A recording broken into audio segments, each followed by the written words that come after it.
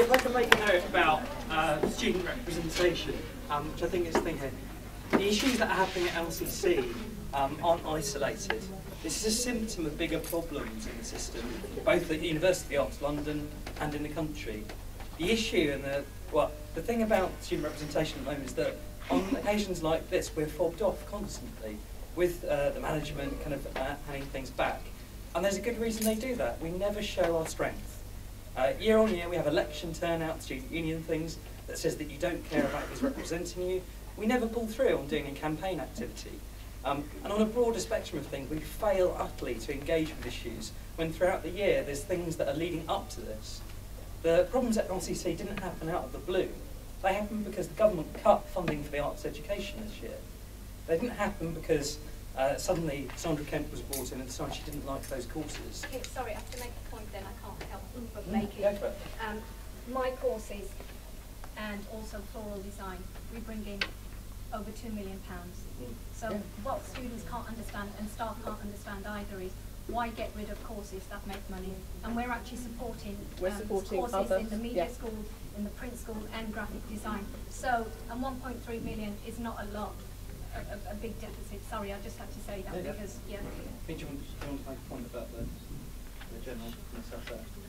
What, the funding? Yeah, the organisation. I mean, obviously the course closures they're claiming isn't to do with money. Obviously, LCC did have a big deficit, and everyone in the university got a 4% cut. So money is an issue in the changes, or catalyst for some of the changes. But they're saying, as you probably all know, that the courses that are planned for closure aren't a mission fit for the new mission that Sandra Kemp and some of the managers and her senior staff team have decided is the mission for LCC. So there's two very different things, and I think that's one way. If we do want to take stuff forward and get stuff achieved, then we need clarity, because we need to kind of fight them at their arguments, and they'll just, if you say something that they completely, or they've kind of not openly said, then obviously they'll just fight back, and we won't get anywhere. Whereas we need to look at what they're actually saying about certain things. Can I just say on that point, sorry, I mean, what the joint unions are saying to the rector is that, and we have absolute proof of this, that the course closures were not carried out following proper university academic procedures. So it's not a debate about was it money and is it mission. It's actually that they have completely failed to follow their own procedures. And that is what we are. That is why we are insisting that the course closures be halted and the whole thing be looked at again. Which, as we said to them in the meeting last week, this is not an unreasonable demand. We are simply asking that they follow their own procedures, which they just consistently refuse to do. So as I say, the UCU will be meeting with the management again tomorrow, where we'll be pushing that again. But I mean, possibly it occurs to me, looking at this meeting, perhaps you guys might want to delegate the student union to go off and see Sandra Kemp today and make these points fairly forcibly again. Or maybe you all should go. There's a student at the back. Sorry, can I just say something on that point? Go to her office, go to Sandra Kemp's office. We were there with 4 students. Yeah. Within 3 days, we had the things we wanted. So go there, bombard her with emails, go there in person, try to talk to her, and just go through the Where is her office? Her receptionist. At the 4th floor. 4th floor is a room.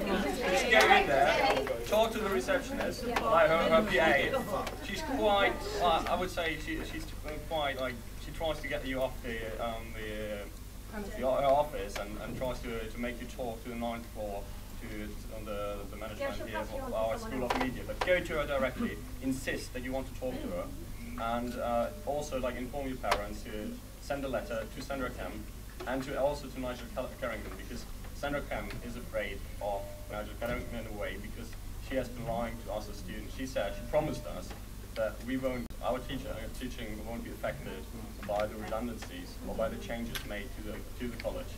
And well, after the changes have been made, our teaching is affected. We all have no lectures sometimes. We don't have supervisors, or a couple of us don't have supervisors. Some of the supervisors do not want to supervise us because they have been made redundant.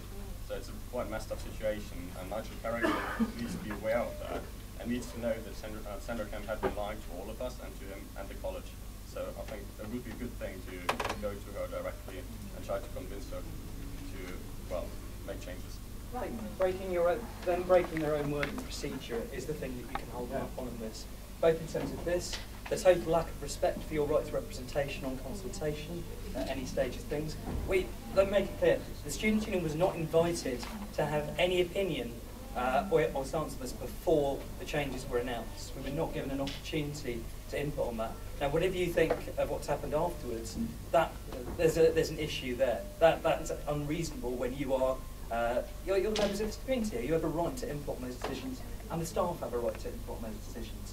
And that would be the same of every kind of trade union organisation and every company in any sort of democratic country. And we've really got to work on that angle there.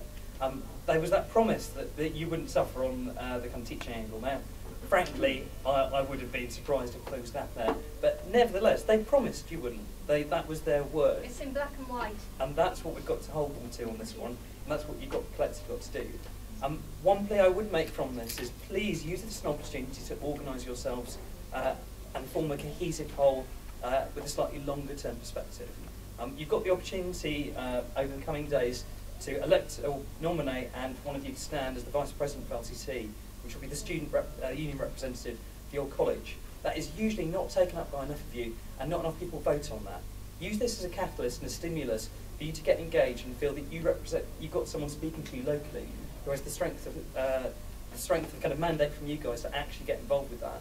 And in the future, we can make sure that we engage properly in those processes, and there is someone the university knows will sort of hit them head on at every stage. There's a guy, student in the grey t-shirt. Oh, right. And then, how much longer do you think we would have to go internally with what we're saying? Because, with all due respect, in a sense that although I care about what's going on, I need to also think about myself. And I'm graduating next year. It's not long, so I can't wait for a process that might take a year to have effect. I need it to happen now, and I'm thinking that maybe it might have more effect if we, although I agree with campaigning internally, but maybe if we go external, because I've spoken to other people and they really do think that we have grounds for legal representation, because this is a business, they've taken our money. You can't take money, not provide service. I didn't come here in year 1 to end up in year 3 and, be effed, basically. It's just not happening.